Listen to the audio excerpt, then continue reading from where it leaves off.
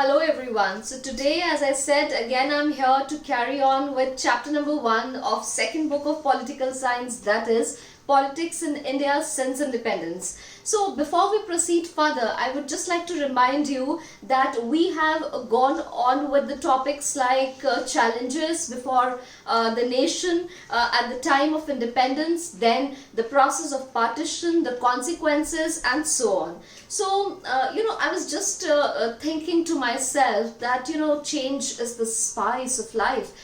It is the law of nature. So similarly, when we talk about our nation, then there were lots of changes taking place at the time of independence, after independence, and there were lots of issues coming up. So before we proceed further with the integration of the princely states, that is our topic for today, I would like to discuss few subtopics with you all.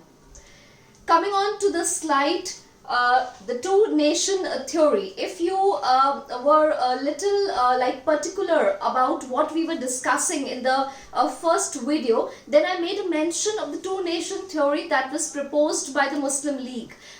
This theory altogether stated that Muslims are a separate population, and that is why they need a country separate from India where there was majority of the Hindus. Similarly, there were lots of thought processes coming up, and so very much it was opposed by the Congress party. That was the party in center that time.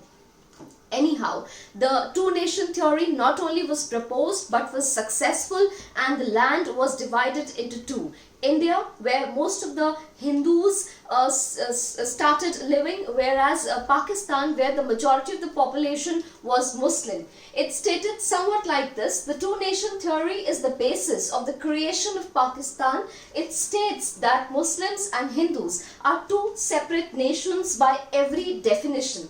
That Muslims have their own customs, religions and way of life, social and moral points of thought processes, whereas Hindus have a separate ideology. Muslims should be able to have their own separate homeland in which Islam can be practiced as the dominant religion, and vice versa for India, where the majority of the population was Hindus. Going on to the next slide, that talks about the princely states. The word princely would also be called as the local or the religion or the regional, or what you call as altogether comprising a state where the local people were ruled by some local prince or some regional prince, or you can call it as an Indian prince. Princely state, also called as native state, feudatory state, or the Indian state, was a subsidiary alliance of the British Raj. Though the history of the princely states of the subcontinent India dates from long ago, but herein we need to ponder that such states were basically maintained by the Indian princes, though they were under the dominance of the British Raj. So now the problem was that at the eve of independence, it was very dicey that what will happen to such states. Why? Because the rulers here were not very defined with the process of division. They were not able to decide whether they'll would like to be a part of India, or they would cater to the needs of Pakistan as altogether a different country. So herein, some of the states as well as the rulers wanted autonomy, they wanted rights for themselves, and that is why the government of India was quite very puzzled. It was quite very doubtful that whether such a thing will be executed or not. Going on to the next slide. Integration of the princely states. For your convenience, I would just like to read the passage so that the things become very clear. It states, British India was divided into what were called as British Indian provinces. The word province would mean a state, and the princely states. By now, I hope that the idea of the princely states is quite clear to you all. Now, on the other hand, several large and small states ruled by the princes, called as princely states, enjoyed some form of control over their internal affairs as long as they accepted the British supremacy. This was called as paramountcy of the British Raj. The word paramount, that is the highest form, the highest rule. Herein, we say princely states covered 1/3 of the land area of the British Indian Empire, and 1 out of the 4 Indians lived under such a state. So automatically, the government was baffled. What to do, what not to do. So why? Because with the division of the land into India and Pakistan, these states were subjected to go under one of them. But the problem arose when the rulers of such state denied to become part of either one of the lands. And that is why they wanted some autonomy. They wanted some separate rights for themselves. Going on to the next slide. The problem. Children, for your convenience, for the note making process, or for, you can say, writing answers, I have subdivided the entire paraphrases into points. If you want, you can copy these points as they are, or you can make your own. So I'm just reading them one after the other so that they become very clear. It states like this. Announcement of the British Raj that the princely states were free to join either one of the countries, India or Pakistan. This decision was left to the heads of the princely states, who themselves were quite puzzled. For example, the ruler of Travancore announced that the state had decided on independence. The Nizam of Hyderabad made a similar announcement that day. This is autonomy, that is, they wanted their own specific rights not to be hindered by any government. Then, this response of the rulers of the princely states meant that after independence, there was some real possibility that India would get further divided into a number of states, number of provinces with their own specific powers. It happens like this, that if you go back, if you get onto a flashback of what you have studied in class 11, then you will get a very clear idea that India always wanted to be on a what you call as a parliamentary set of government with secularism and with a lot of republican mode of the government. So it never wanted that its integrity, its unity shall come at stake at any point of time. But believe me, with this kind of a cause, the government of India itself was very dicey that whether such an integrity would be maintained in the coming times or not. Going on to the other point, this response of the rulers of the princely state meant that after independence, there was a very real possibility that India would be divided into lots of numbers of smaller countries. Why countries? Because they would have their own governments. In most of these states, the governments were run in a non-democratic manner and the rulers were unwilling to give democratic rights to their population. Something very important that I wanted to mark, and further we'll be discussing some caricatures based on this point. It states that these rulers, these Indian, local, regional, you can call it by any name, rulers of the princely states were little autocratic, were little somewhat like dictators in their dealings with the people, and that is the reason they never wanted a democratic setup. They wanted their governments to follow in a non-democratic way, and that is the reason that they never wanted to shed off their supremacy in front of the government of India. Moving on to the other slide. The government's approach. So herein we'll see that how did the government react to what was going on in the Indian subcontinent. The government's approach was guided by 3 considerations. Point number 1, firstly, the people of most of these states clearly wanted to become a part of the Indian Union. Something very important here is that here we are talking, in this particular point, we are talking about the approach of the people. The people wanted the government to run on democratic lines, whereas the rulers of these states never wanted to shed power. I hope things are becoming clear. Coming to the second point, the government was prepared to be flexible in giving autonomy to some regions. Children, when we talk about the Indian constitution, the constitution has been made in such a way, the forefathers of the constitution had been visionaries. They were able to peep into future and could guess that what may happen in the coming times. and that is the reason the constitution has been made so very flexible that with the coming times there can be lots of amendments, and herein the government agreed to provide autonomy to some regions, thinking that that may be beneficial for them, and that is the need of the hour, and that is how it shows that the Indian constitution is flexible in its approach. Moving on to the other point.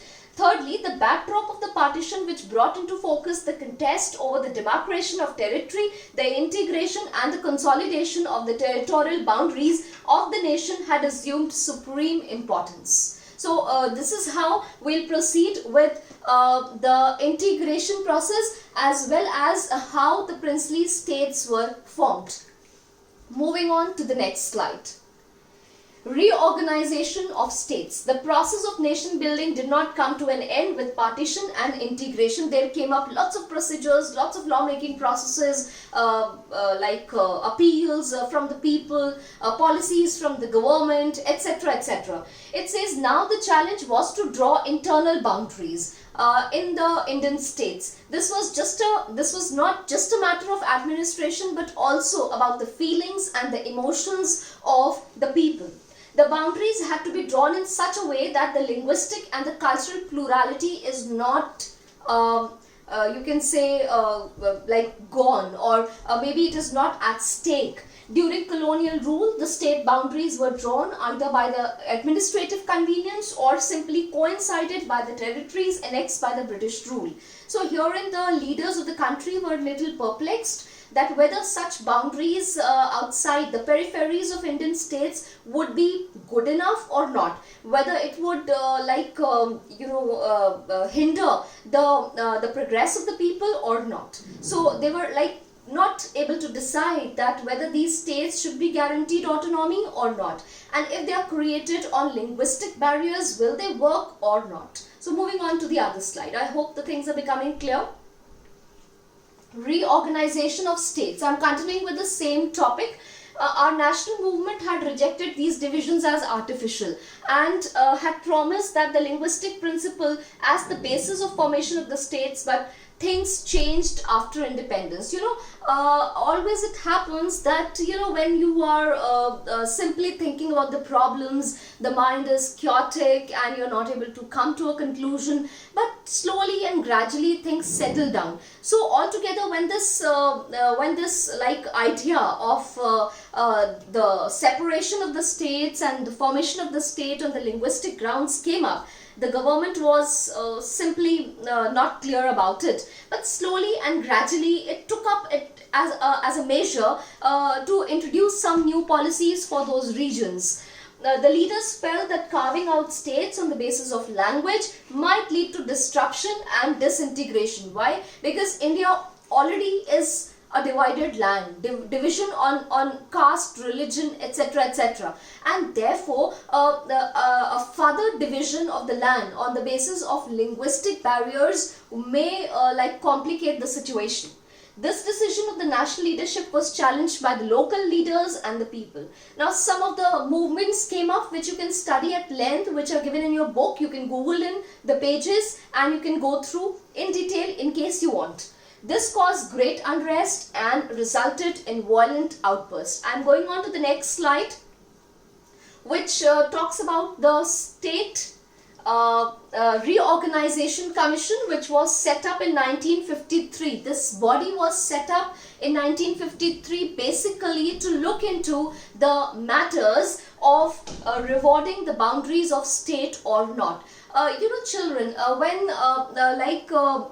things come up altogether from the Indian people, then ours is such a government that gives it a lot of importance. The public opinion here matters a lot, and that is why when these regional leaders proposed this idea of the reorganization of states into linguistic grounds, then the leaders, though they were very dicey, still they kept on thinking and thinking and came to a conclusion conclusion that they may be beneficial, and this is how the conditions will work in such a country where it is very important to give respect to each and everyone's thought processes and demands and likes and dislikes. So here these struggles forced the central government to appoint the States Reorganization Commission in 1953 to look into the question of redrawing the boundaries of the state on a linguistic pattern.